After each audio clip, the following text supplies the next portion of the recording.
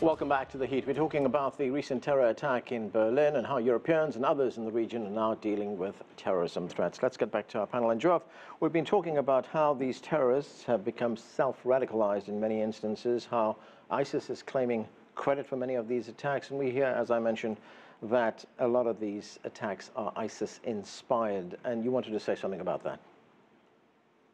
Yeah, because I believe that this is indeed a very important point if we just enlarge the scope. I mean, we're dealing with these horrible events and we're analyzing both in terms of politics and techniques and intelligence efforts. All these are extremely important.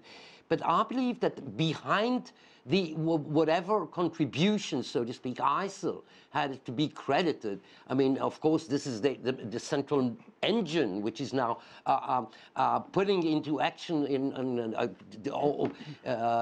many places around the globe. This kind of, it was Al-Qaeda earlier, there were other. There are deeper reasons and deeper contexts we should not ignore. I mean, the fact that young or less young people in Belgium, in France, in Germany, in Britain, in America, one way or the other are, as you said, ISIL inspired, did not necessarily start with ISIL, and is not necessarily directly linked to what ISIL's policies could be, an ideology, if that's the term to use.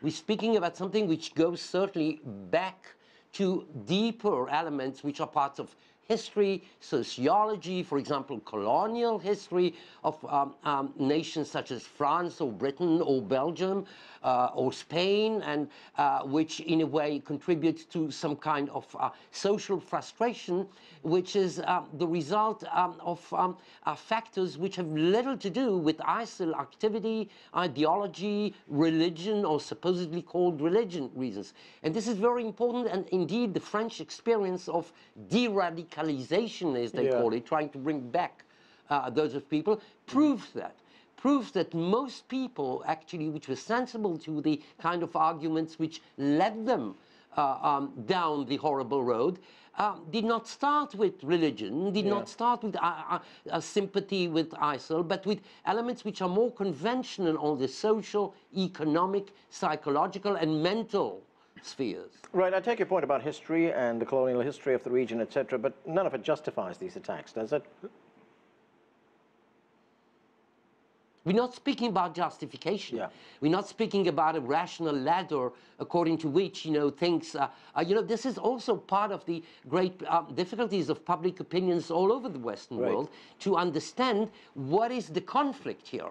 Other Western countries have experienced terrorism over the last half a century. That was the case in Britain with the Irish terror, in Spain, in France, in Corsica, in Turkey, in Israel, in Palestine, in many other places. But the notion of conflict over these terror spots was rather clear. There was a conflict in the Irish context. There was and is a conflict in the Israeli-Palestinian context, or in the Algerian civil war in the 90s.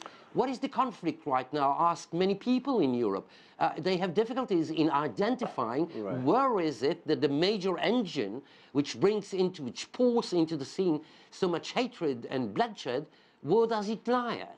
And this is where it comes back to more profound element. Right. Okay, let me bring in Ali Cinar in Istanbul again. And Ali, if we look at the situation in Turkey right now, it's right next door to Syria. It's hosting the largest community of Syrians who've been displaced by this conflict.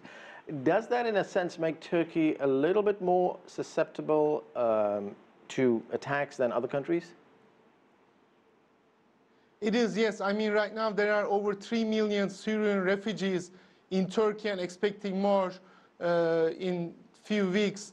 And if you look at it, I mean, 300 or 3,000 out of 3 million might be a potential ISIS terrorist. So, and there is no like a security for these fighters in Turkey right now. So the Syrian refugees in Turkey, most of them are children and women, and at the same time, there is a big potential risk that some might be is linked to ISIS.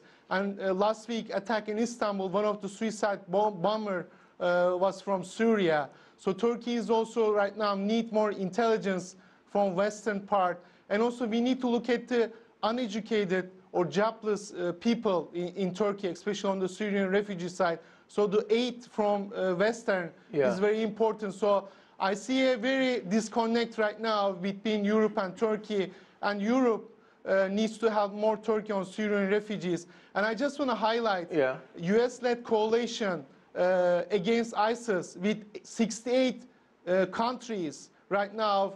Objective is to finish ISIS, right? And Turkey is the only country right now on the ground fighting against ISIS in Iraq and mostly in Iraq. So I think 68 countries, when you look at it, needs to be on the ground. Like if we call a coalition, they need to help Turkey sincerely and then finish this issue. But I don't see a real sincere support from Western right now on fighting against ISIS. All right, Kamran, I'll get to you in a moment. Ansgar, I want to ask you about the attack in Germany. Is this going to be a political fallout from this, right? You've got an election coming up next year. Right. Chancellor Angela Merkel will be running again for office. Has this changed the debate, changing the debate?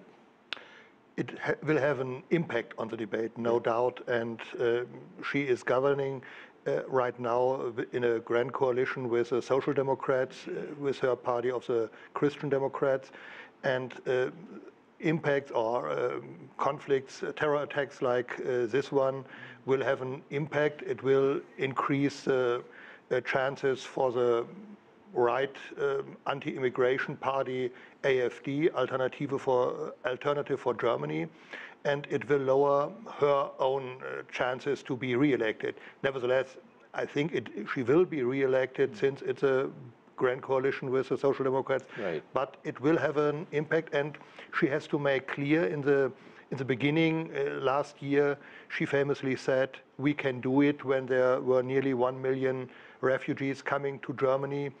And it gave many people the sense that she thought everything is doable, we can integrate all of them.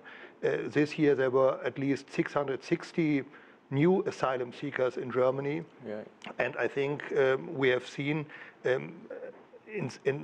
with such a high speed, so many people coming to a country, it's not possible to integrate all of them, and therefore I think the German government has to reshape and redefine and rethink those conditions about integration and migration laws. Kamran, I know you wanted to make a point. Just one question I have to you before that, and that is to Joav's point about what we're seeing right now, these terror attacks being blowback for these wars that have been fought earlier, mainly by the United States and its European allies in Middle Eastern countries, against Middle Eastern countries.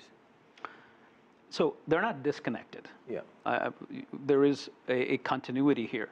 But keep in mind that the wars of the past were not just inflicted on these individuals. They weren't even alive then. Right.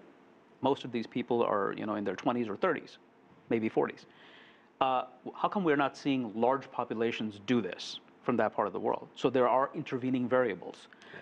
The intervening variable is that this ideology is a counter-hegemonic ideology. It wants to establish its own hegemony and uproot the current order. So yes, it's a reaction, but it's not just a reaction. Yes, there are ideas that are shaping people, but a lot of people have vile ideologies. Yeah. But unless they have the tradecraft, they're not going to be able to do damage. Okay, we're going to have to leave it there. Thanks to all of you for joining us.